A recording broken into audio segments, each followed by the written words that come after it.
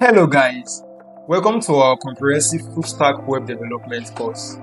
If you're a beginner in web development or you want to advance your knowledge, then this video is for you.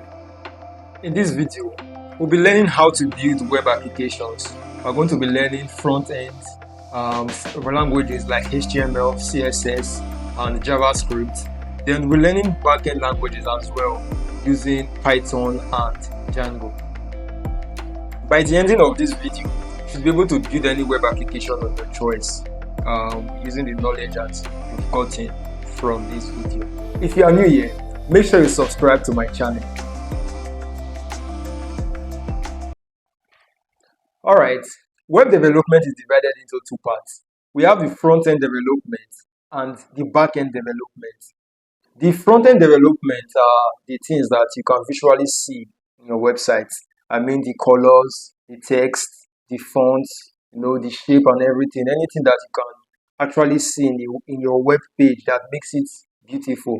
That is under the category of front-end web development. All right.